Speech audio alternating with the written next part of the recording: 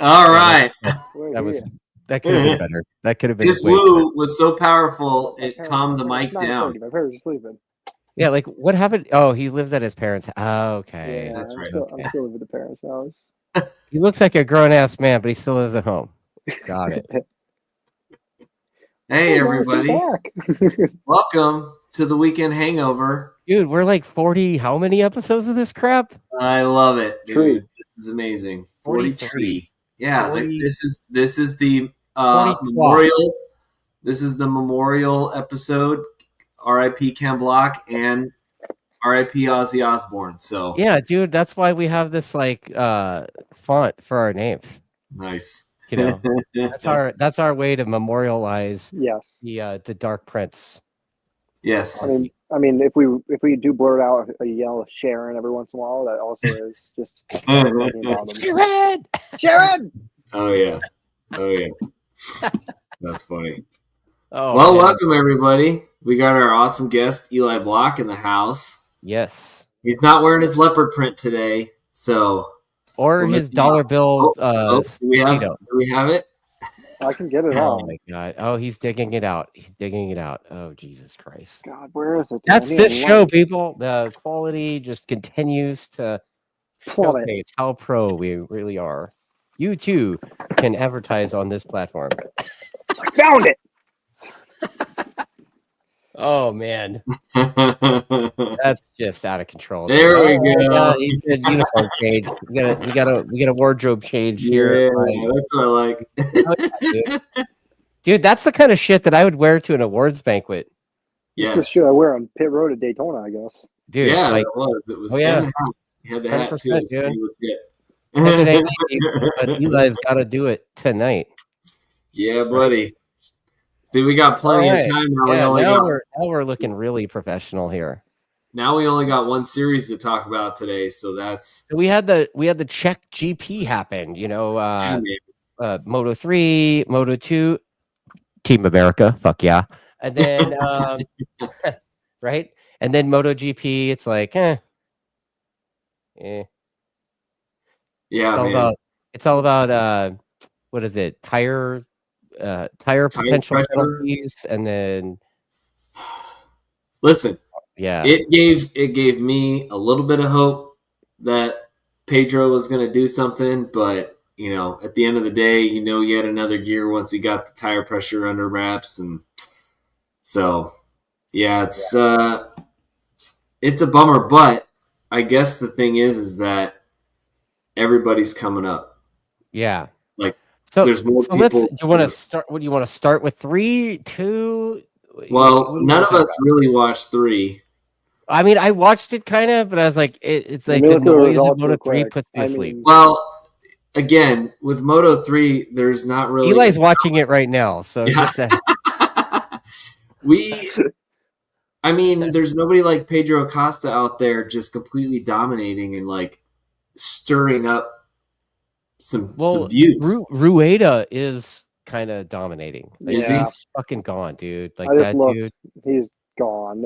He won championship by 3.5 is his, dude. Like it's his to lose at this point. What are there? 10 races ago or something? Yeah. So, yeah. Because we have the 2 or 3 week summer break now. Yeah. Yeah. Yeah. And then they got 10 races ago. Dude, nobody could touch this stuff, dude. He's Rueda definitely is the guy that's shining right now. Is there any word on where he's going to go, where he's going to get his Moto2 right from? Who cares? Right? I mean, look at Diego making Italtrans look awesome, and the kid's ripping, and you know his first year, he's going to get Rookie of the Year for sure. Adrian Huertas, who came in from Huertas came in from World Supersport. It's not really around, right? So, and Olgato and David Alonso are the other 2 guys, but they're still kind of way back. But I've been waiting for Alonso to have one breakout ride. You know, it's bad when we were watching qualifying earlier in the year, and David Alonso makes his first Q2. Right, dude. Pedro was he straight from Moto3. He struggled with the long game in Moto2. He Right. was fast. He had the raw speed, but then, he had to build muscle. He had to build that strength. But shit, he had the speed off the bat, and I thought Alonso Right. would be the same way. It's Yeah. been depressing watching. But just Diego's come with the fire, and True. other than that huge mistake at Sachsenring where he took out David Alonso, sadly, he had a huge struggle this weekend and pretty much just parked it. Yeah. Like after the race, he only got 2 laps in, and then he pulled in. He was like, "Nah, not gonna do this." Right. Yeah. I guess- So, I mean, I don't know anything else about Moto2 other than the fact that what's his face just was like pretty much gone. Like nobody had anything for him for Moto3. Like I really more paid attention to Moto2, and I'll admit, Yeah. Yeah. Yeah. Did we have Christian Daniel? Did he race? I don't think the Rookies Cup race this weekend. Am I crazy? No, but I think he got himself a CIV ride. Yeah, he's got the Junior Moto3 ride in Spain or something. Yeah. No, it's, the CEV, the Junior GP. Yeah.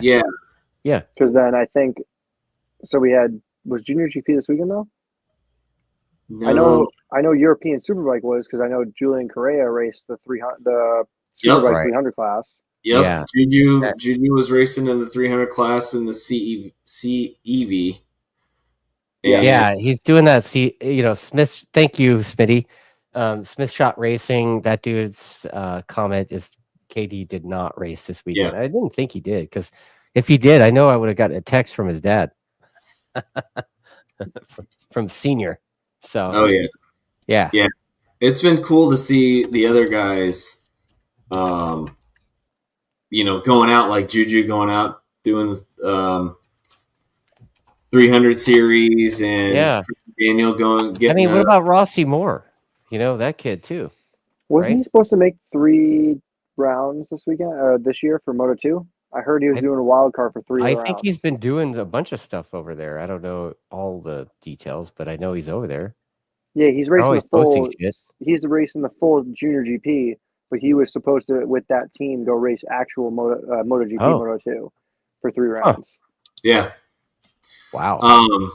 Yeah, and John Righty. We'll talk about that later, John. Luca Marini. I just looked it up. Thanks for all the fact checks, Mr. Smith Shot. Yeah. Appreciate you with all of that. In the comments, Smith Shot Racing did clarify, because we're morons. It's the CIV Italian Championship in Misano. Yep. So there you go. And that's where Christian Daniel's racing. Yeah. Yep. I knew it was CIV because CEV, whatever the hell, dude. CEV's in España, CIV's in Italia. Yeah, it's Europe, man. Yep. What are you gonna do? CUSV? Isn't Misano practically a suburb of that other? I mean, come on. Yeah, and then they have. Yeah, it's I like they have those national series with the overlaps, and guys are getting in there like crazy. Scott Redding's racing BSB. Scott Redding, we'll talk about that later, but I thought that was really interesting news. There's some other stuff too I've heard about, like Johnny Ray too. So just rumor, silly season, if you will. Yeah, we could do rumor mill after. Talk to GP. So forget about Moto3. Let's go straight into Moto2, because Team America. What the fuck is a kilometer? Right? Yeah. Dude, that looked so cool. He stood up on his bike and was waving the American flag right there. Oh yeah, loved it. I mean, dude, that was just the money shot right there, right? It was awesome, and I was a little worried because Baltus looked really good. Yeah, and I was like, dude, looks strong. He didn't look good enough to keep up and win. No, he didn't, and it was. I was a little worried, and then Gonzalez was hanging around. I was like, dude, please. Yeah. Come on. And we all know Joe's success there previously. He loves that track and Mugello. And dude got it done. Oh, I was so pumped. Yeah, dude. How about you, Eli? Stoked for America? I've been waiting. I know his wrist injury has been holding him back, but dude, And I hate to say it, but it's like, dude, if you got offered a MotoGP ride a few years ago, and then you've been back of the pack struggling, I get it with the injury, but Right. same thing with Alonso. It's just depressing. It's just depressing to watch because your hopes are so high, and you want to see an American do well, and it's been a long time coming again. Yeah. And they were pointing it out in the broadcast too. They were talking about how, some people would kind of shit on his previous successes where, it's like, oh, it's because he only won that one because everyone else crashed out. And but this one, it was like, they're all on the grid. They were all out there. They just were behind him. They're all back there. He was like mailing him a postcard from the podium. Yeah. So, it was awesome. Yeah. It was really awesome to see. And the thing is it was a dominating weekend. Dude, he led like every session. Right? Up into Q2. And I know Barry Baltus. Yeah, he got a toe. He got a toe. And Joe towed him into the P1. So yeah. Eli knows all about towing dudes into P1, right? Yep, pretty much. Yeah. All the way up there. Just go have it. Just have fun. I mean, when he's doing it, he's talking about towing them like with his trailer and everything. Like, yeah. Right? Yep. Yeah. Yeah. When I throw the anchor out, it's the slingshot. Yeah. Yeah. Oh man.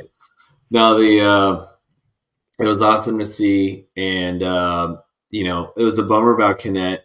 I was really hoping that. Yeah, dude. He's just like not like he's so good. He's so right there every weekend, but when he's off, he's off in a way that like he's not even in the same universe.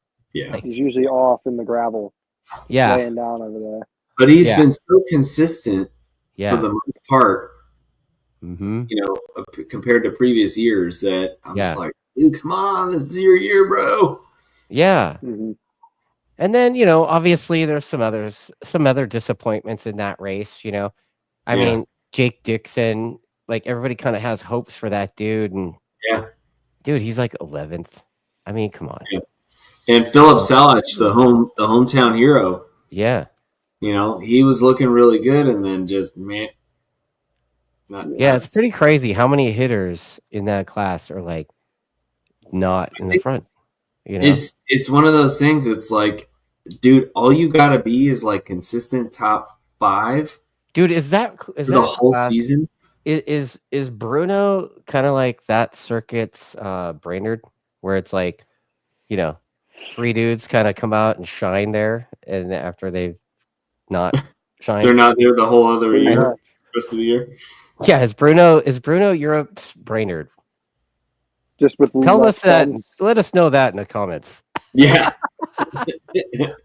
Well, they hadn't been there in forever, right? It's been 5 years. Dude, they had 200,000 people there. Huh? They had 200,000 people there over the course of the week. Because they had MotoGP in 5 years. 2020, they did not allow any fans, and they raced there. Right. So. Yep. Yeah. So that's first time there since 2020. Is that what you're saying? Yeah. Shit. That's why everybody came out. Okay. They're like, I don't want to go to Moss to go watch World Superbike. I want to go to Brno and watch MotoGP. Yeah. Yeah. Carol Abraham sitting up there with his dad, drinking wine, hanging out, hobnobbing. And John Righty in the comments says that my comparison to Brainerd was pretty fair. Yeah. No, it is fair. I mean, it's just Bruno's not an absolute shithole. Yeah. Well, there's that. Yeah. I was noticing it's a very nice track, and it got repaved. I'm just saying, it's like one of those tracks where, it's just like the regulars aren't shining there, right? Yeah. No, well, unless you go to MotoGP and then one regular shine, right? Like, but he'd only won there like I think 3 times or something like that. Only. Yeah. Well, this time's the only one that really counts, right? True, but there's a lot of like. Rossi won there a lot, and a bunch of other people won there a lot. Yeah. So now he's getting his count up there, but it wasn't a regular winning track for him over. How about this? How about is there anything else for MotoGP? Am I crazy? Are we skipping around too fast? You mean Moto2? Moto2, yeah, Moto2. Hold up, let me look. I'll make sure. Definitely. I mean, because the reality is for Moto2, the whole reason why I fucking watch Moto2 is because of Joe Roberts is in it. If Joe Roberts wasn't in that race, I wouldn't give two shits about it. I love the intermediate classes with World Superbike, World Super Sport. You just like Moto2 because they have Triumph's engines. True story. Yeah, they do sound pretty damn good. Yeah. That's how, just letting everybody know the psychology of my co-host here. Yeah, because he's a big time fan of Triumph stuff. So yeah, because he's like taking a big old swig of the Kool-Aid. Trombone. I got the the Moto2 motor in my bike. So yeah. Gotta love all And when was the last time you rode your bike? Shut up! I got the oil primed. Shut up, he says. Oil primed, and it'll be. See, I haven't ridden my bike in a while, but I have other bikes to ride. Yeah. So in the meantime, shut up. Sorry, we don't get Yamaha giving us bikes. So, well, me either. Me neither. I have them help us. What do you mean, me neither?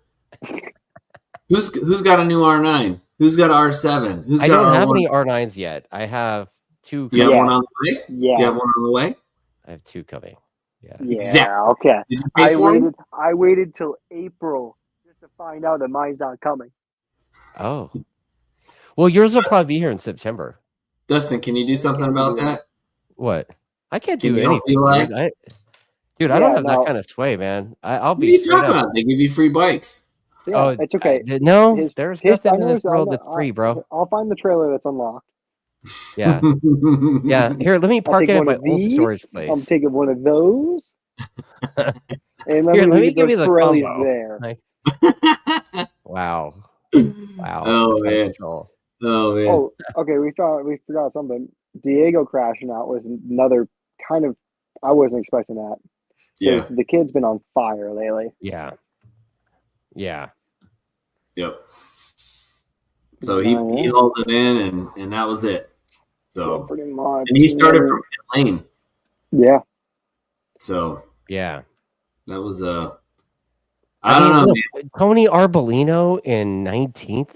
Yeah, and freaking on Lopez right in front of him in 18th, not even scoring a point. Yeah, that's so 17th. I mean, like hitters, they're just in the way back sometimes. Hitters. I mean, but the thing is, a way back is like lap time wise, they're all like.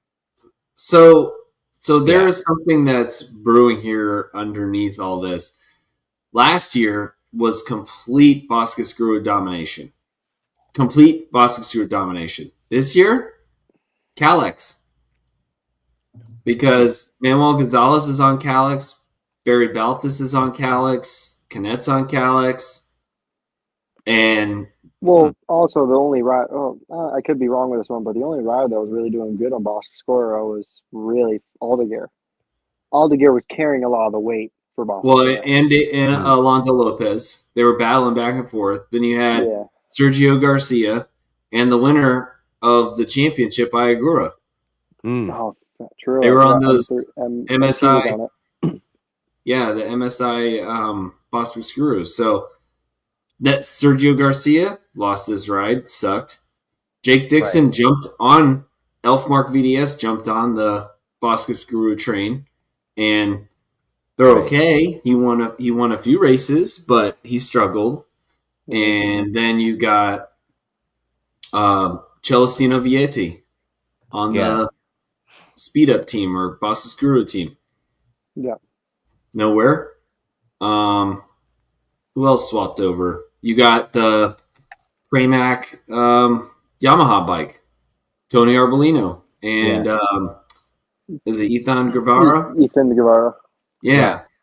Ethan Guevara's doing pretty good, but he got 6th this weekend. Got 5th. And he's been kind of up there, but Tony Arbolino, like all these guys went and jumped on this bike thinking that they're going to do what they did last year, and nobody's there. And what do you think about the is there like a factor of the Pirelli progression as well? And just like when they first started on the Pirellis, do you think that Do you think that some riders are taking to them better than others? I mean, is it something like that? Eli, For thoughts? sure. And also, I feel like the tires are getting better too. Yeah. They're now that, well, it's hard for Bruno at least, but like now they have their first year out of the way. They got their baseline of, okay, this compound works here, this compound works there. What can we do to change up the compounds to make it suit all these tracks better? So they can Right. take those feedbacks. And obviously, that's the nice thing about being at a world level. You have like three heads for this class. You have Pirelli, the head of Pirelli, head of Calix, head of boxo, and they're all talking. They're like, okay, our riders have told us this. This is what needs to be fixed. Our riders will tell you this, yada yada, and they all try making it work together. But yeah, I feel like whether it's the chassis are getting better or they're changing to adapt to the tire, and the tire is just changing as well, and it's kind of like a chasing a tail the whole entire time, and who's in front of who at that point with the development. But Right. yeah, no, I feel like overall the tires are getting better. Everything's getting better. Other than the motor, it's just going to be stock or whatever it is. It's just going to be It'll be like Ricky-Bobby's dream. Stock Triumph, dude. stock Triumph 70, 65, whatever. 65. Yeah. Oh yeah. Moto2 edition. Only 765 of them made. It says it on my triple clamp.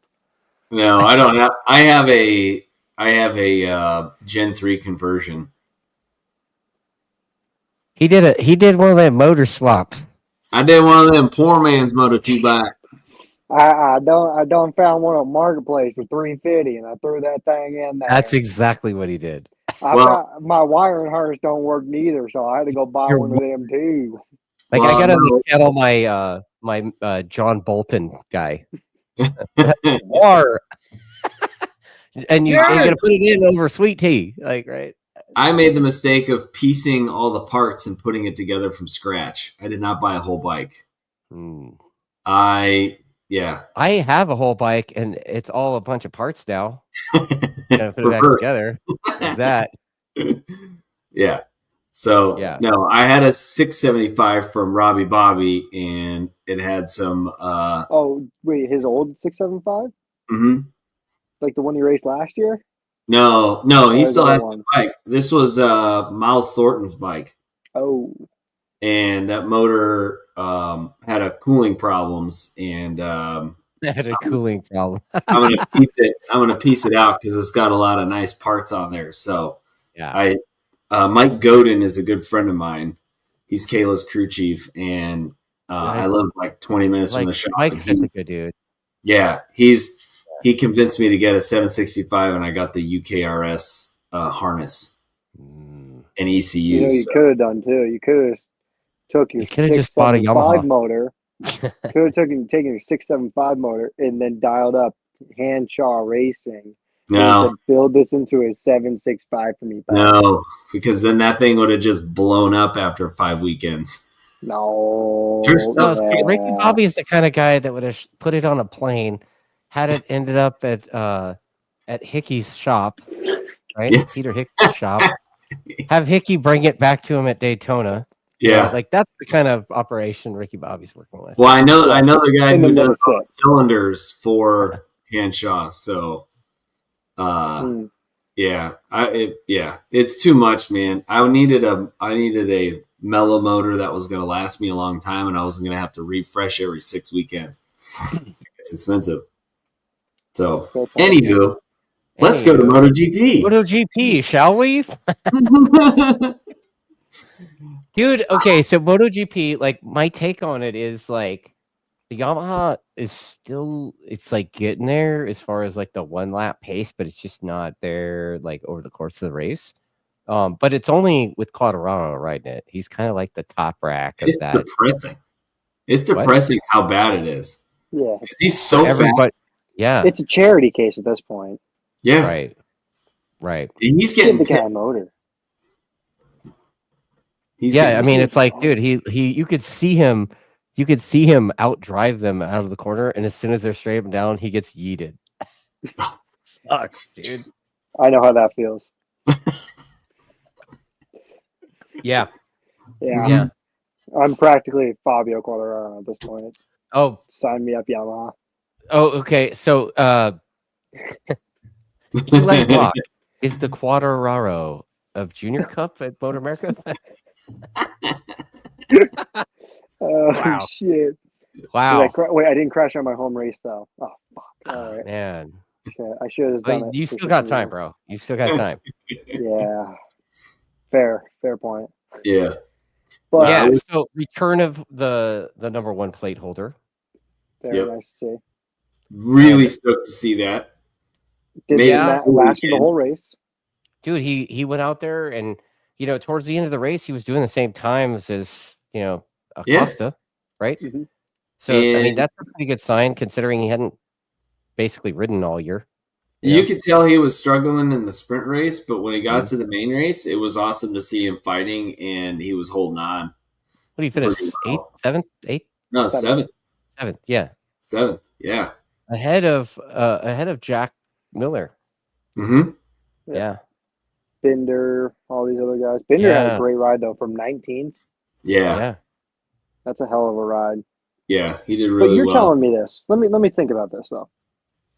Marquez and Bagnaia are having all these tire pressure problems. Right. But you're telling me from 19th place with all this hot air, he's not going, well, no, there's the tire pressure limit just a minimum, not maximum? Minimum. Yeah, fuck it. Whatever. But still, guy's tire at least had to rise 10 PSI, being in all the hot air for however many fucking laps it did.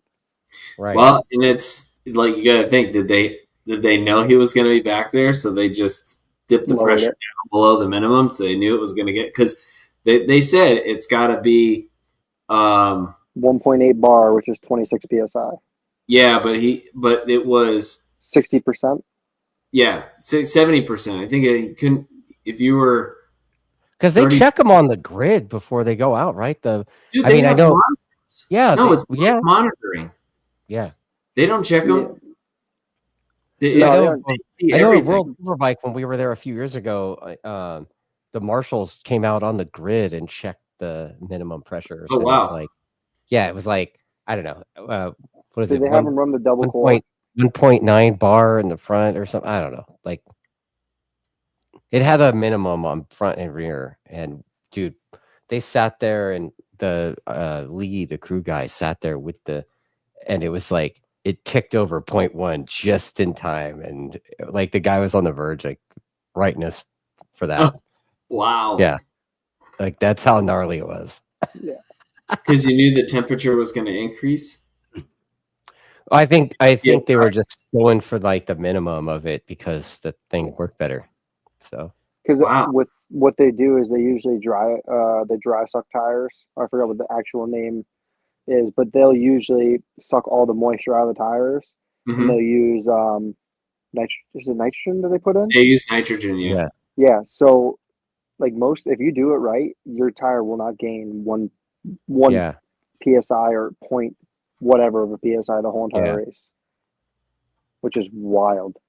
Yeah. Yeah, so again, I got Smitty in the chat giving us technical details that we have no idea what we're talking about because we just talk shit. We don't know actual facts. I like the one before you, so that's like you saying LS swapped your Chevelle. Yeah. I mean, it's more like LS swapping a Suzuki Samurai, but I'm just saying, yeah. Is it though? Because it came with I put that Hayabusa in that thing, right? 3-cylinder, about the same. Not a Ford Festiva is a 3-cylinder. No, I believe so. It was 4. We had one. Oh, you had Ford Festiva? Yeah, we had a Ford Fiesta. Excuse me. I had a Ford Fiesta too. Oh wow, that's 4-cylinder. Piece of crap. But, yeah. Yeah, it's but nobody... it was Bez, dude. Yeah, Bez. It makes me bummed about him crashing out at Sachsenring because now he would be way up, getting close to third. Yeah. Yeah, but again, aside from Marquez, I mean, look at the people that finished on the box, both races really, like in the sprint race and in two KTMs in the sprint race. I mean, right? And then you've got Bez doing what Bez things. Yep. But then you look at Alex Marquez crashing out of the main race. Like what, dude? Did you see the convo between Joan Mir and Alex Marquez? Yeah, dude. Gallo heated. Yeah, rightfully so. I mean, sure. If I were Mir, I'd be pissed. I haven't even finished three races this year. Mir doesn't need help falling down. Okay? No. And he was actually battling up there. He was making his way up. It was awesome to see him in sixth on the grid and Q2. Yeah. And he was up there and he got taken out of the sprint and the main race. Like they said he had a 52% like success rate in the races. Wow. Which is insane. Yeah, so so Juan Mir, Alex Marquez, and then Bastianini crashed out. That was a gnarly crash. Right? Yeah, that was Bastianini. What was his deal? Like I can't remember. He was having a hard time. No. Oh, before. Yes. Yeah. Now. Yeah. He's ripping now. Yeah. I mean, he got up into fourth place real quick.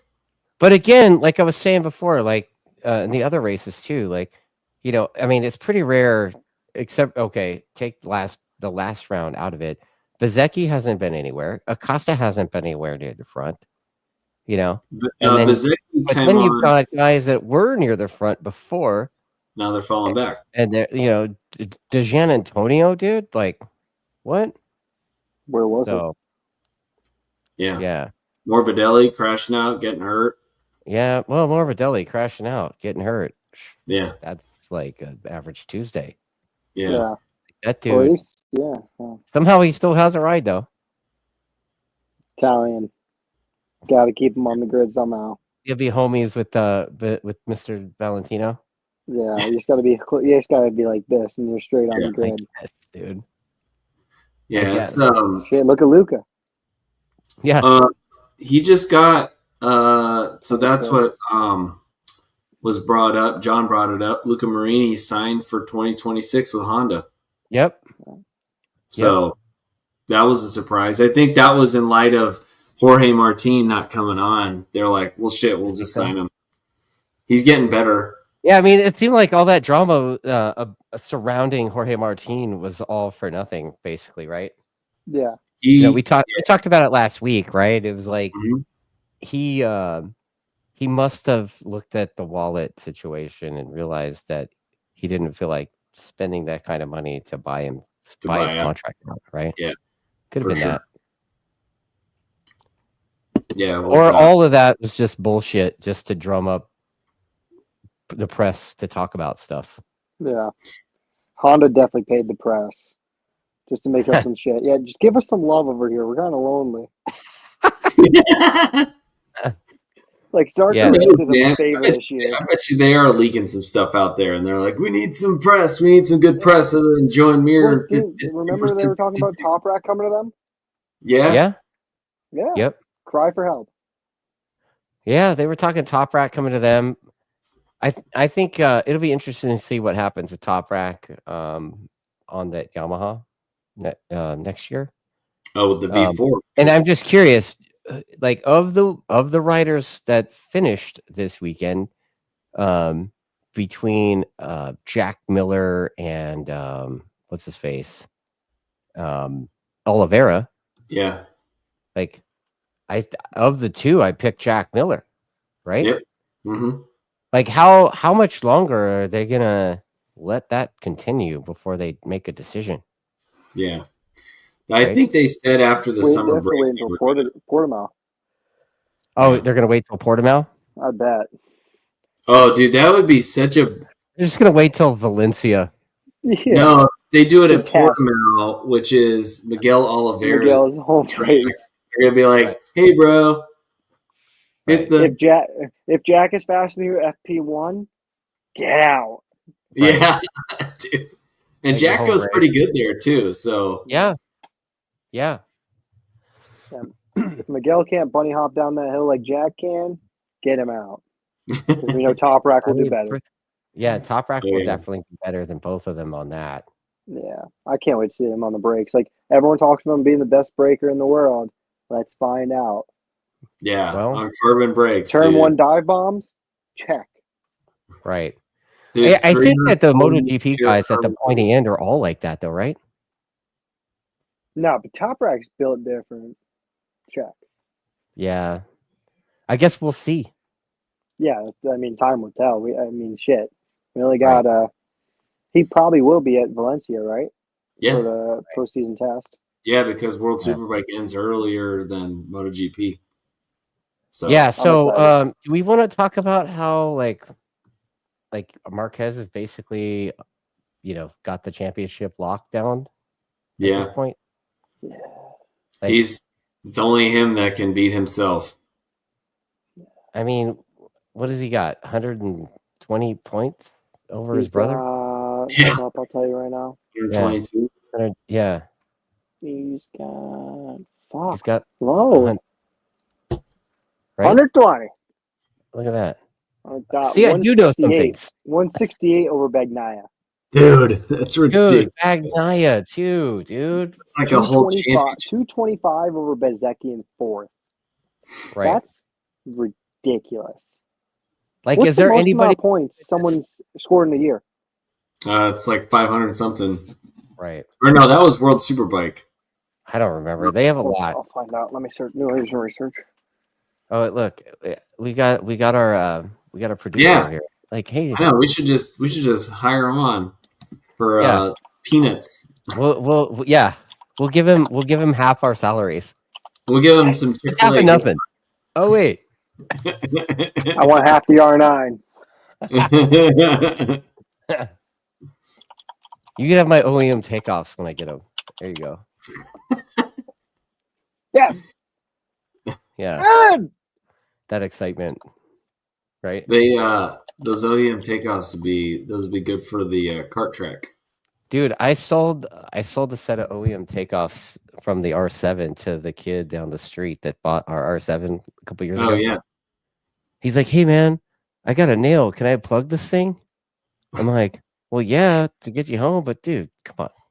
Yeah. No. So, I basically sold him a set of tires for nothing. And also, Marquez is only 19 wins away from Yeah. Valentino right now. Yeah. What else we got? Where is this? God damn it. That was the thing. I've seen a lot of chatter like, "Oh, this is the greatest of all time." I was like, well, if you want to put things into perspective, Rossi got everything done in 9 years. Right. Mm-hmm. Well, not only that, but perspective also is Rossi did it while basically going to teams that weren't the best. So Yep. he had Honda, and Honda thought it was all about them, so he bailed. Went to Yamaha, and the Yamaha wasn't that good at the time. No, it was brutally bad. And then he turned that thing around and turned it into a championship winner, right? Immediately. Yeah. So like that's quite a bit different than leaving The worst team and going to the best bike. Going to ever. the best bike. Yeah. It's not the same. Not the same. But you can't argue with the dude's skill set. God damn, like that dude's on a different planet, dude. He's from a different planet. Well, right? So that's the other thing. All right. All these other guys that are doing fairly decently on their bikes, which are subpar to the Ducati, what if they were all on equal machinery? Yeah, do you think Quartararo would have a problem winning if he was on this equal equipment? No. Nope. No. He'd probably be faster. And you know what? Here's the thing, though. I would imagine that Morbidelli would finish in the same place, regardless of what bike he's on. But Zarco is actually doing, I think, better on a Honda. Yeah. Yeah. He's been the most consistent Honda guy this season, hasn't he? He won. Yeah. He won on a Honda. He actually won. I mean, he won his home track. It's like Johnny Ray winning in the UK. I put a full. I called. I did another podcast maybe like a month before that race, and they're like, "What's one of your MotoGP hot takes?" I'm like, And this is after Zarco was battling at Argentina. Yeah. I was like, he's going to win GP in France. He's going to win Le Mans. And they're like, that's some bullshit, whatever. I was like, I'll put $5 on it. I should have put $5. I should have made actual bet on it. I would have actually made a lot of money. Yeah. That's the equivalent of Eli winning at New Jersey. Yeah. I mean, it was high. Until my dreams and tire exploded. So most amount of points in a season is 420. Nice. Yeah. By Marquez in 19. Wow. But that is without sprints. So I think they'll have to take out that. What is it? It's half the points for a sprint. So it's 12. 12? He's already got. He's won 10 sprints. Yeah. 10 of 11. Yep. Right. Depressing. Yeah. Yeah. Crazy. So who's gonna win next besides him? Let's think. Who's won so far? We got Marquez. Mm-hmm. Marquez. Right. Zarco Bezecchi. And then Zarco Bezecchi. Yeah, what a wild. That was not my bingo card this year, but okay. Like, were you as shocked? I mean, I think everybody's as shocked about having Alex Marquez do as well as he's done this season. But it seems like he came out of nowhere. But okay, but think about this: how was he doing on the 23 bike last year? He wasn't. And now he's on the 24. It was Nowhereville. Right? The 24 was a beast last year. Right. So now the 25. Wasn't Mark on the 24 last year? Yep. Yeah. Okay. Yeah. No, he was on the 23. No, he was on 23. Yeah. So they were both on the same bike. Mark was a tick better than his brother. Right. He got podiums, won a race, but he was getting consistently beat by Martin and all the other guys. Yeah. Right. Now he's jumped 2 bikes. He's on the 25, riding the piss out of it. And like then, Marquez, Marquez seems to be just he's more willing to send it than most people. That's been apparent the whole time. Jesus, dude, like that guy, he don't have an off switch. So hard he broke his arm in half. Yeah, like that was because that was because he was determined to get to the front because he was not going to get beat in Jerez. And he was pissed. He crashed out, jumped on the bike, and then he was like he's done in the past, he's going to rip right through everybody and not care, which is what he did at Argentina when he ran Rossi off the road, and then he got like a penalty for it because he was running everybody off the road. So they got a little less than a month off, right? Like, so they got Austria, Hungary, back to Catalonia, San Marino, Japan, Indonesia, Phillip Island, Malaysia, Portimao, and Valencia. Man, they're racing to almost Thanksgiving, bro. Yeah, it's insane. Awesome. Like their off season is like December, January, February, and then they don't really have an off season, dude. You got 3 months off. it feels forever though. Feels like I don't forever. think they're going to be off though, right? Like they're doing stuff in between that. Right. So they only have like 2-3 tests. They only have. But they're always at they're always bringing their actual bikes that they own or they might own. Right. But you'll see them at Portimao all the time doing like a World Superbike test or because that is cool that World Superbike allows them to go out there and ride with them. And then you can kind of see these guys on stock-ish bikes compared to the guys on the World Superbike. So it is cool to see that stuff every once in a while. Yeah, I do enjoy that. Right. Yeah. But they keep themselves busy for 3 months. Yeah, I'm just saying. They all got hot wives. True story. If you were to look at the rest of the season, there are very few chances for people to actually win a race. And I think Portimao is probably one of the few tracks that I think there are other people that would do well there. Mm-hmm. But Well, Eli's gonna put money down on Oliveira on that one. No, not even actually at this point. Yeah, there's no shot for that one. There's a better chance than freaking Raul Fernandez did something. he did. Speaking of, he did really well in the GP. Yeah, for paying $3 million for his ride, he did something special finally. He paid. Tell me up. Say that again, dude. I don't know this. He pays for his MotoGP seat. Wow. Not out of his own pocket, but the government pays for it because Oh. a lot of the, like Spain, Italy, you'll see it in F1 drivers too. They'll have a logo that is like the government logo. And the government gives, it's like the Olympics for us. We don't get paid to go to the Olympics, but they pay for us to go to it. Yeah. The MotoGP and F1 is such a high level of respect in those countries that is their Olympics. You're representing our country. We will give you money to go. Yeah, there's too much stick and ball sports here in this country to pull that off. The government does fund a lot of stadiums and crap for stick and ball stuff. Well, no, that's local government anyway. Yeah, local government subsidizes those. Right. Yeah. Yeah, no, I've heard through a lot of that, like very, very like respectable sources that is very true that he's paid for that ride. Wow. Yeah, I mean, it's like, why isn't the United States of America not subsidizing that team? They subsidize. They're too busy subsidizing other countries to defend themselves. Yeah, right. Iran, so you could run. Yep. Right. So I think we should get into the silly season talk and kind of the chatter mill. So the thing I was mentioning earlier about Scott Redding, riding the BSB bike, I thought that was a very interesting choice to forego riding a World Superbike. He's not riding his Bonobo bike.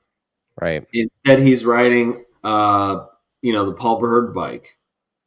So that's wild. Like he's not participating in that. He has.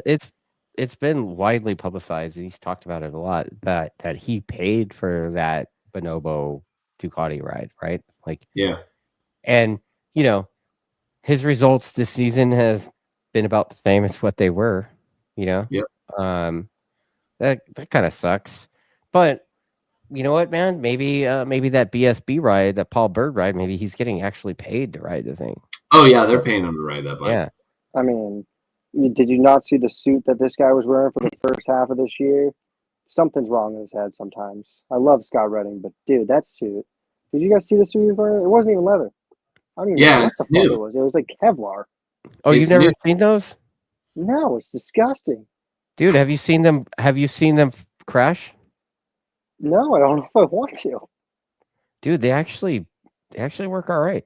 Really? Juju's wearing that suit. Yeah. Do you know that? No. But I've seen some people. I've seen some people wearing those Kevlar suits for years, and I mean, there's a guy that used to come out to the track all the time with I called it his Smurf suit because it was like a blue Kevlar suit with knee sliders and armor and everything in the right place. But they're one and done kind of deals. They'll protect you in a crash, but then they're like one and done, right? Kevlar. Are you looking up the brand of a suit? Yeah. Nah, it's usually just bringing up Alpine Stars. That's not I mean, it has Kevlar patches. Right. Okay, let me go to Instagram and search up Scott Redding. Right. But he's hurting for money when you definitely know that company's desperate to pay him. Oh yeah, TCL. Well, I thought he wore it because they commented. Yeah, it's DCL. That's like a regular. Herka-Durka freaking super amp. Yeah. Another Packy suit maker. Herka-Durka. Do you want soup, my friend? I give you my best friend. soup, friend. My friend. Hello, my Hello, friend. I'm making the leather interested? suits, my friend. I can offer you. And they send you a cowhide. picture of a Danese suit. And you're I like, can what? give you Dainese leather for free. Yeah. Yeah. Virus Power. Virus Power Racing. Virus power. Yeah. Virus Power. Virus Yeah. power racing suit. Yeah, it's When an you alien crash, there is a textile suit with a virus. Helite airbag. Hmm? Alien textile suit. What's it made out of? The virus Yeah. power. Yeah, it's composite fibers and stuff. So Yeah, you know, after you crash this thing, stretchy you're coming out with Kevlar. STD. Say that again. You know when you're crashing this thing, we're coming out with an STD.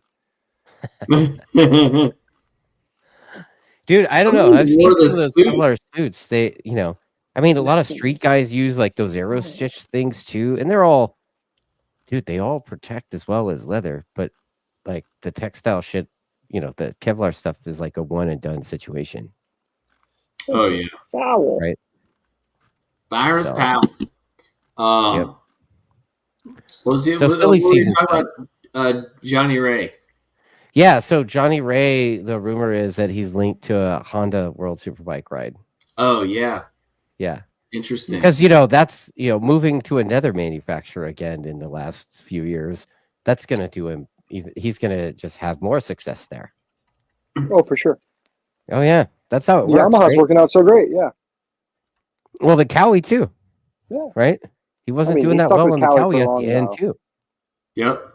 He Right. stuck with Cowie for a Superbike. long time. But when he was winning, when he wasn't winning, it was like, okay, I gotta bail. So he hit the eject button, and then he's been on the suck train for 2 years. Ejectocito de succo. Yeah. I think the reality is like the talent pool in that class has kind of elevated quite a bit since he was winning the one plate. So Yeah. It's not just the one guy anymore. It's like him and obviously Toprak and Bulaga. They say Jake Dixon is linked to Honda as well. Yes. Oh. Yep. So Ray and Alvaro Bautista are both interested riders to Dude, keep an eye Bautista was talking about a GP redo. Which no. No. No. Get the kid a step stool and get him off his bike. He's not The kid. He might be 40. Dude, he's like our age. I know, he might be 30, 40 something, but get him out now. Yeah. There's an age limit. We should make a Durka Durka shirts t-shirt. Yeah. Yeah. Actually, you know what? Let's look at this. What's the oldest racer in MotoGP? The oldest racer? Probably Rossi. Nah, there's someone older. I saw that. Oh, oldest winners. 44 years old. Fergus Anderson back in 1953 at the Spanish Grand Prix. Oh, yeah, geez. Back then they were smoking Pall Mall non-filters between races, dude. Yeah, and taking a shot before the race. Right. No, in the modern era. Okay, Modern era. Valentino 38, and then Troy Bayliss, 37. Troy he was Bayliss. 37 when he won in 2006. Yeah. At Valencia, the last race of the season. Yep. Yeah. They gave him a one-off, and he goes out and do you think that one-off win is ever going to come back? Like, do you think somebody's going to get the nod to come do a wild card and win the thing? I'm telling you, if they put Garrett on that weekend for Valentino, or was it Valentino they put him on? Yeah, it was Valentino's bike. Give him the full weekend, he would have won. I love Garrett, but no. I mean, who's that good that they can just step in now at this point? Right. I feel like the best shot for that would be next year when they change the rules. Right. Because then it's a fair playing field. Or any of the World Superbike guys riding on the Pirelli tire. Yeah. Yeah. Over in 27. Yeah, throw Bulaga in there when the rules change, then maybe. Right? Yeah. I mean, I guess we could say maybe Toprak too. First. I mean, someone definitely has won their first ever MotoGP race. Rookie race. Look that up. Yeah, hold up.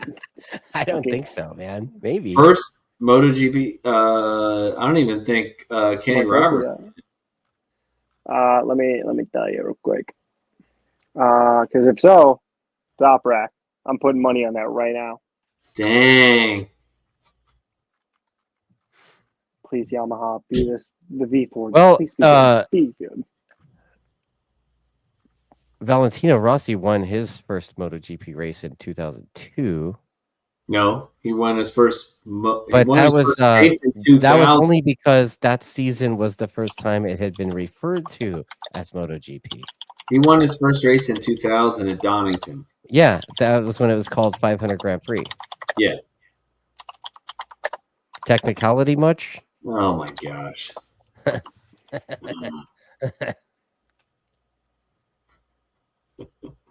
Oh, Marquez. Yeah.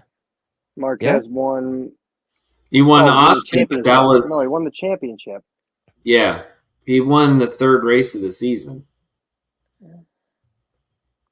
Yeah. Oh, they're talking about a rookie is one of their first MotoGP season. That's not the fucking question I asked. Nobody. ChatGPT. I don't think no rookie has ever won their first race. What did Pedro get? It wasn't. I know he didn't win, but he was. No, he was on the box. He was on the box or something. Yeah. ChatGPT. Oh boy. Right. This got me through a lot of papers in college. So there's some funny shit in the chat about the Durka suits and how they're sponsored by 7-Eleven.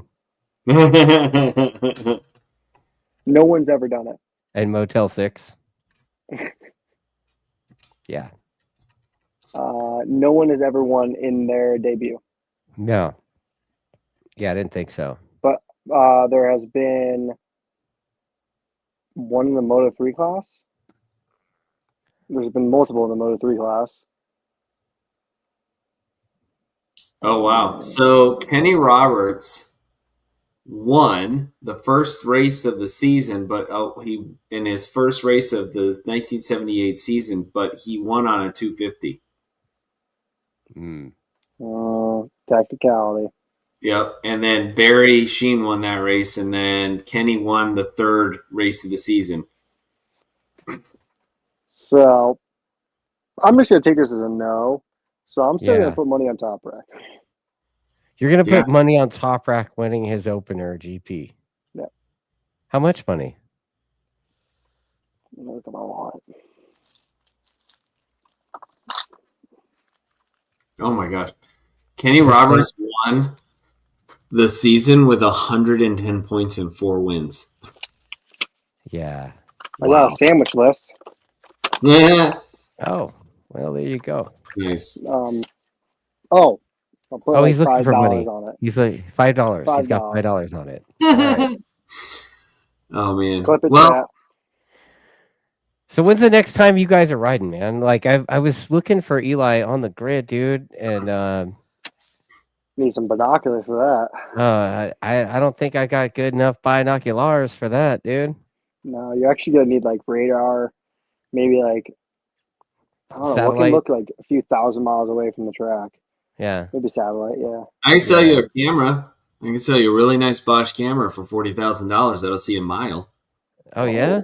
What about a 765 that runs? Damn.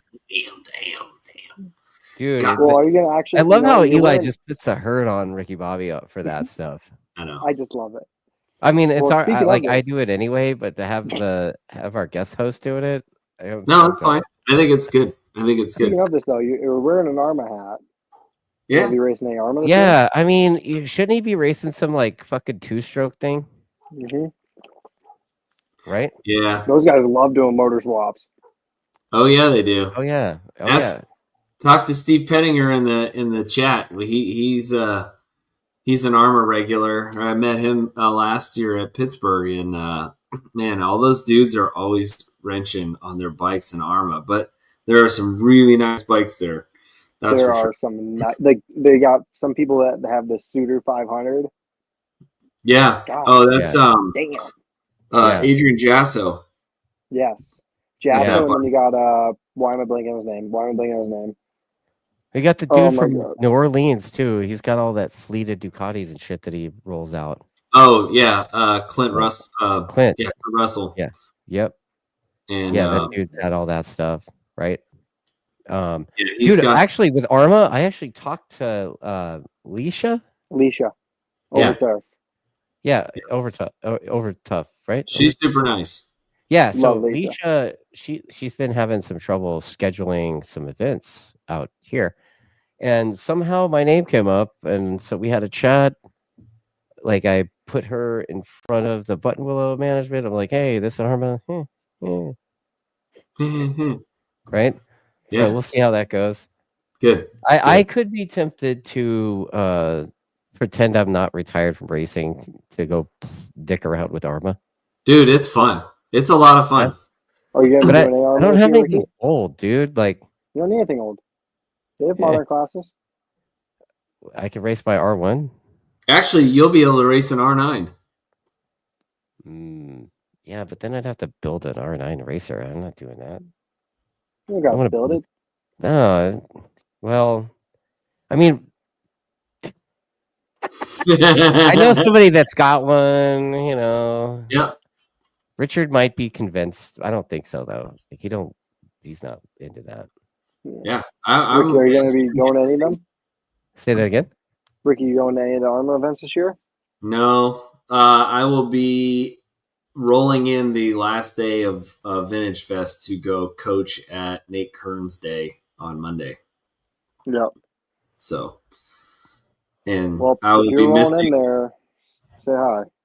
Oh yeah. Oh, didn't you ride the 500 or the single? Yeah, I rode. Which one? You're talking about the Hypermono? Yeah, Yeah. that's right. That's where I met you because I saw you there and I came by with my camera. Yeah. Because I'd seen that dude on Instagram and I've been following that bike and I finally got to see him in person. It's something. Yeah, AHRMA's cool, man. I you know what? You know, I went to the AHRMA race. I went to the AHRMA race at Willow. It was fun. You know, they typically do a couple of events out here a year. I don't know what happened to their deal at Laguna. I guess the last one they kind of took it in shorts a bit. Probably. Like is a great possibility when you go to Laguna. Yeah. Well, and it's like the whole crowd is mainly more on like east of the Mississippi. Yeah. So, you know, there are people out in. Well, I was more like talking about the expenditure because like AHRMA always has a huge turnout anyway. Yeah. But this year, you know, this past one that I saw, you know, previously they had all kinds of shit going on there. They had like a dirt thing and like some kind of they had like an off-road course, kind of like using the hillside from the Sea Otter, you know. Mm-hmm. That's awesome, right? Yeah. So, you know, Laguna is great, but dude, it is so much money. Like Laguna Seca, love it. It's one of my favorite places to be. It's expensive. One of my favorite places to ride, but dude, it's like $100,000 for a weekend. Yeah. You know. Yeah, Barber's not even that much. Like roll up those sleeves, fellas. Let's do that. Yeah. Yeah. So Barber, like at the Vintage Fest, they'll do. AHRMA brings out everything. They have their woods race, they have their motocross race, they have their flat track race, and then they have the road racers is the big one. Right. But then they bring out the pro challenge that they've done for the last 2 years. No, they've done it 2017. Maybe it just hasn't been that. Jeff May won 3 of the first 5 years. Was the purse not that big Steve then? Pettinger says that there's like a the first one was $10,000 and organized a semi truck to truck 25 bikes to Laguna, some from New York, bunch from Michigan, and Chicago guys chipped in as well. Yeah, pretty awesome. Yeah, and you know what? Back to the price of the place. There's somebody saying that AFM took it in the shorts that year as well. You know, I was the guy that brought club racing back to Laguna for the first time in 40 years or something. And we had more racers than we'd ever on a grid. And we still walked out of there with like 20 G's down. Damn. Like, how do you have like full grids? You know, like we had like 40 bike grids and we still took it in shorts, left empty handed, dude. Wow. Yeah. So, and that's the thing about AHRMA, because AHRMA depends on the weekend, but sometimes there's a good good size grid. Like, dude, we've had. I remember back at Vintage Fest in 23, I flew in to ride that Hypermono, but then that blew up first practice. But then I rode Bob Robbins and Dale Quarterly's 400s. Yeah. And there was 63 people in my race on the 400 race. Yep. And then the Sound of Twins 4 and the Sound of Twins 3. Twins 3 had like 53 people in my class, and then 400 class had 62 or 63. It was the most chaotic thing I've ever been a part of in my life going into Charlotte's Web. Oh, dude. I went from 63rd to 4th on the first lap. Yeah. That sounds like a junior cup start. Dude, I think I hit maybe like 6 people by accident. Or by accident, though. It's all right. Yeah. You don't want to do that, but like. Yeah, that first race weekend we did at Pit Race last year, because nobody had ever been there, including myself. It was bikes everywhere, all over the track. We had like, it was like 3 red flags in the Sound of Thunder 2 race, and I managed a third out of it, but it was like, it was a meat grinder. It was who was left, and then it was funny. It's like we had us kind of towards the front, and I turn around and there's like a massive gap of people, and I was like, "Holy crap! Where'd everybody go?" It was Editor says 3 helicopters. Yeah. And I Mark will be there this year. One of those out. So when are you guys riding next? This weekend. You're riding this. What are you riding this weekend? My dirt bike and woods race. I have a hair scramble this weekend. I have road racing next weekend. Where are you racing road race? Loudon. Okay. And then I think I have flat track the week after, and then I'm to Pittsburgh for AHRMA the week after that. What? Where are you racing flat track? Is it with Corey? Square Deal. No, Square Deal. It's in Belden, New York. Okay. So we got like we just did it this weekend where we had a huge Jameson Minor and Kyle McGrain memorial race where a lot of the AFT guys come to Square Deal because it's just a sick track. Yeah. But dude, they had a AFT race Friday night, and 4 of them flew overnight and just flew in, hopped in for practice, and took 4 spots out of the main event for me. And then all the Canadians showed up too. So wow, another few spots out of the main event. That's awesome. Wow. But no, it's sick. There's so much talent at Square Deal, so it's nice to. I mean, that's pretty much our closest track, and it's 4 hours away. So, what bike are you riding? I have a Husky 450. Nice. Oh, okay. So I spent actually all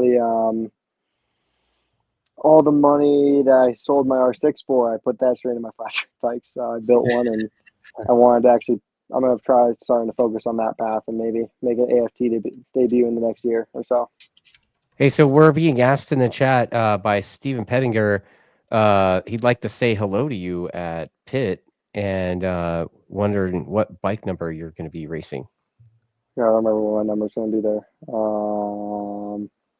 Should be 9V. Is it 9V. On the Hypermono? No.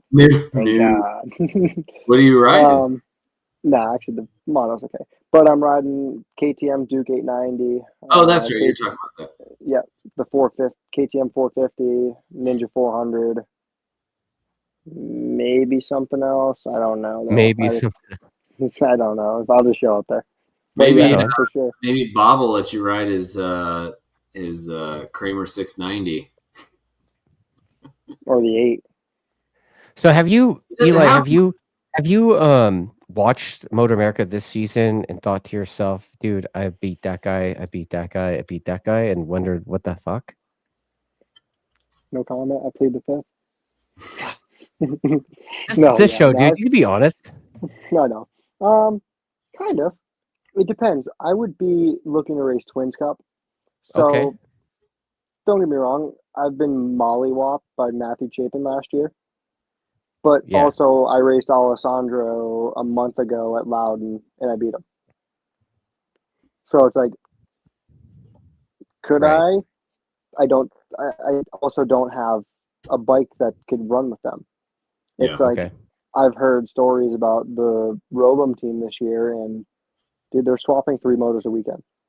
Are they? Wow. Every single night they swap a motor Hmm. because they're pushing 115 horsepower out of a 660. Wow. That's So, something. Am I willing to pay $175,000 for a Twins Cup ride? No, I know someone is, but no. Wow. But you know, I don't get me wrong. Alessandro's an amazing rider. He I mean, is. it's just I'm just wondering, you know, like we talk about it all the time about the whole. Oh, Mike. Okay, I'm wrong about that, Mike. Yeah, I've been told wrong. I'm sorry. yeah. I mean, I just, you know, I see riders that are successful in the paddock and then they're gone, and you know, or they come back and they're on some rando hooligans ride or something, and I'm Yeah. just Yeah. curious, like, you know, you know, you've beaten some of the guys that are finishing kind of on some of the different grids, right? For sure, and And it sucks to but see, but you're I on obviously the don't have it. couch, like, Yeah. so, like, what do you think it is? You know, we've talked about this on this show quite a bit. We had JD on last week about the cruelty of the sport. You know, like you could be the guy that wins everything, and then next weekend you don't have a ride for next year, right? So, Yeah. It's hard because it's for me. It was. I don't think I came in at the wrong time. mm, Not saying that if I came in when I was younger, it'd be any better, but it's very rare to have someone come looking at you and, hey, we want a rider. We like your talent. We want to support you and have you come through the season.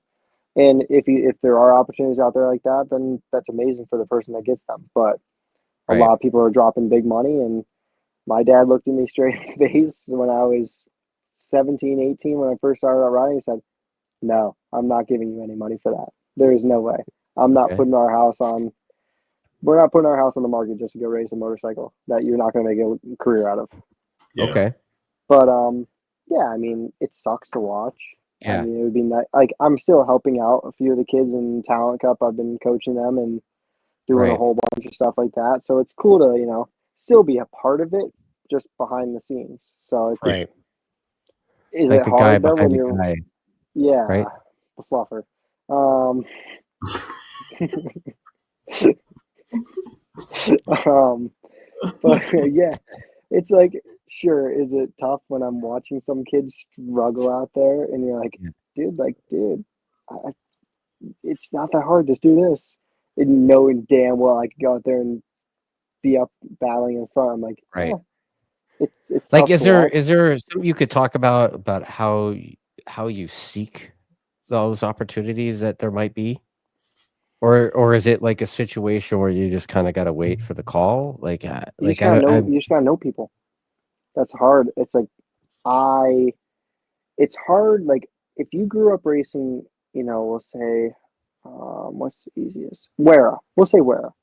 okay. There's a good amount of people that race Wera that race Moto America, or at least are part of a team or part of Mhm. this or part of that. I grew up racing at Loudon, where we have a lot of ex pros. We have Eric Wood, Scott Greenwood. We have a lot of these guys that raced back in the early Yeah. 2000s, but it's like Right, we don't have any connections with teams. We have people that have connections with teams, but you gotta right, like they have their people. Like right. Eric Wood owns the Penguin School. He has Teague Hobbs and Ben Glotty. Those were his two proteges, and he kind of led them to the people that like had rides. Where I kind of went the back road and did my few rounds and got to know Yeah, you people, and took the then back road, the old F-100 truck, and it was wet, yeah, everything, yeah, I dirt got the road. whole the Ford Eagle line out there, just Right, breaking down on the side of the road with a free candy sign on the side of right. Waiting for that LS swap from earlier, right? it. Yeah, okay. But yeah, That's it's interesting, man. It's such a tough sport, you know, and yeah, it just seems like the barrier to entry is it seems like the tires is the biggest thing, right? I mean, yeah. so anyway. Oh, and Mike C says their engines go 3 race weekends before they come out for a refresh. So you're way off there too, buddy. And you're way off on the okay. horsepower. Well, shit, Basically, your facts are fucked up. Thanks for the clarification, Mike. Well, yeah. So I guess the people on Suzuki's are just really over exaggerating it. My bad, Mike. Maybe those guys just need to ride better. I don't know. Yeah. Oh, whoa. I mean, oh, you know. Oh. What? Oh. No? No. Maybe, I wouldn't know. I'm not racing. Oh, there you go. Wow. I just get told information and I'm not at the track. Yeah, a lot of people say things when they're not winning, right? It's always the other guy's cheating. I mean, there's no possible way that guy could be just wrong. like... I had a Robin bike keep up with my Duke 890. Don't get me wrong. Yeah. The thing's fast, but it's not that fast. Right. It's I mean, shit. We can start the rumor. Like, I heard it has 200 horsepower. I heard it has 170 horsepower with 300. I heard they put a V4 in it. Well, you know what? Shit, they Robin knows what the fuck they're doing over there. So yeah, I mean, they've proven year in year out that they know how to blow the championship with a bike. So yeah, get on them. Well, unless you're on a Yamaha. And Sarah is a good photographer. So there you go. She knows how to take some good photos. She's real good with that. Yeah, she's done a good job making. I mean, other than Blake on his Yamaha, Robum's won, or I will say Aprilia. Aprilia's won a championship almost every year since they came in, right? Yeah. Yeah, because then them dinosaurs of a SV650 were winning before that. Right. Yeah. Also, the class has changed. Originally it was a bunch of club racer dudes coming out. Parrish. Old Man Parrish. Matema. Yeah. Robbie Bobby did it. Yeah, he did, and he was on that. Podium. He did on that. Yep. The old FZ07. Right. Yeah, he says he heard. Mike says he's heard a rumor for an updated R7 for 26. Dude, I'm contracted by Yamaha, but I don't get memos from any of those kind of product planning type departments. Yeah. So well, you should put one on pre-order and just change the No, dude. We don't pre-order, man. We're contracted year to year, dude. Well, if you want to just put a letter in and then change the shipping address. Is that right? Okay. And then tell them to send all the factory parts to the other address too. Then I could maybe race. All the factory parts. All the race parts for that kind of stuff would end up in Huntington Beach anyway. Yeah. Right? So well, too bad I don't live in California. Mm-hmm.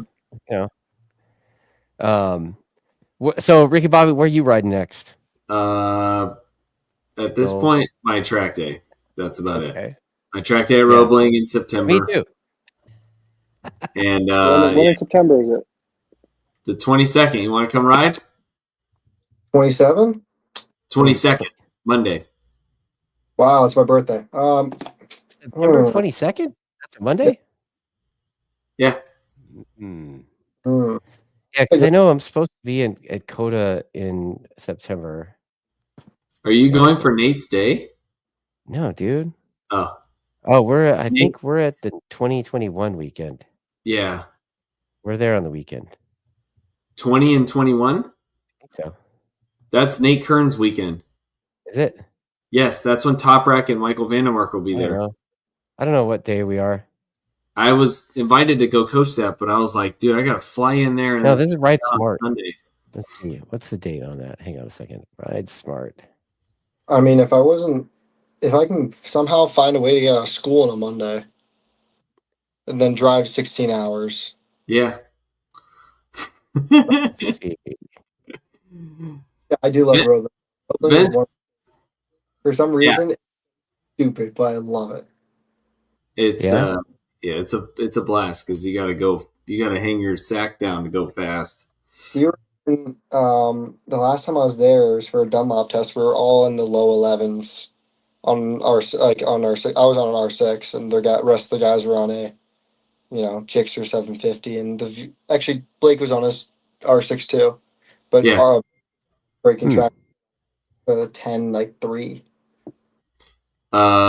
Jason Waters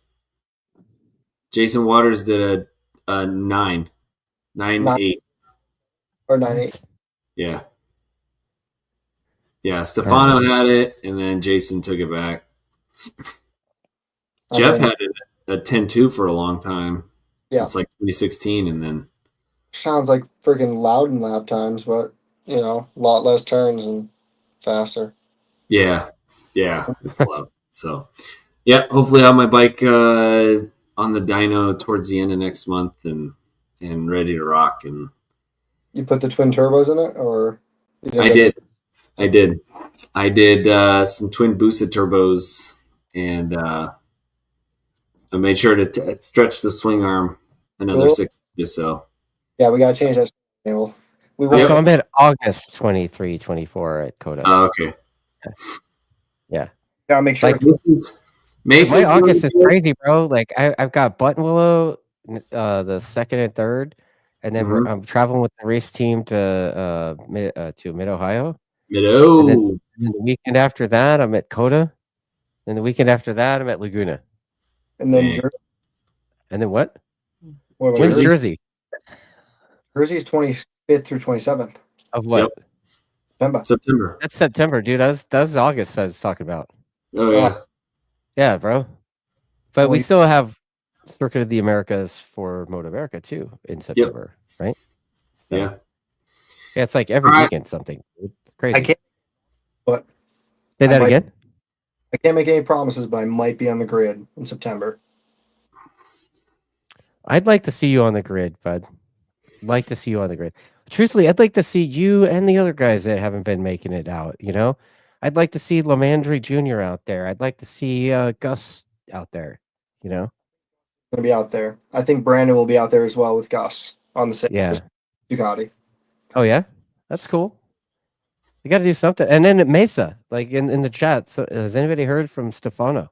Yeah, Stefano's been racing in Costa Rica with our friend Stephen Roth and Easy's out there too. So they're all hamming it up. They're all having a good time.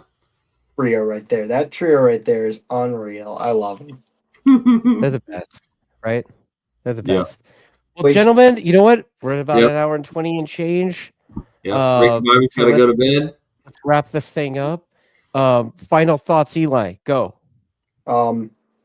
Stay in school or drop out if you want to go race motorcycles. Yeah, don't LS swap your Triumph 765. And what's my third key feature? Key features. That makes them up as you go. 15 horsepower, and they don't swap a motor 3 times a week. Robum doesn't swap motors 3 times a week. I see what you did there. Yeah. Yeah. Dustin, Bobby, what do you got? What do I got? Yeah. Dude, I'm all about doing track days, man. We need more people to come. We raised some money for the air fence last weekend, which is really cool. Thankfully Buttonwillow did some things to make it so we didn't have to take it in the shorts, which is awesome. They supported us and gave us a bunch of stuff to give away. We had Firepower giving us a bunch of stuff to give away. It was great. Good vibes, good times, all that. So now we have another weekend on the classic course coming up on the 2nd and 3rd. So we definitely need some more of that. And as John Ridey says, don't smoke meth. All right. Thank you. Thank you, everybody, for joining. Like, share, and subscribe. And see you out there. If you see us, I'll be at VIR next weekend. Dude. So if you're there, I will be roaming around the track. Did you get your media pass squared away? I am waitlisted, but it's green. So it's green, confirmed, but waitlisted. So I talked to Ryan with Horsepower Rodeo, and he said most likely you're good to go. So yeah. Yep. Well, everybody, thanks for watching this. Make sure you find, dude, Ricky-Bobby is going to be running around with the GoPro and doing the thing. Yep. So maybe we'll have a little bit of a behind the scenes vlog at VIR. Yep. Rest in peace. Yes. Rest in peace, Ozzy. Osbourne. Yes. Yeah, all that. Have some bites of bats and all that. Thank you guys for watching this thing, and catch you guys on the next one. See ya.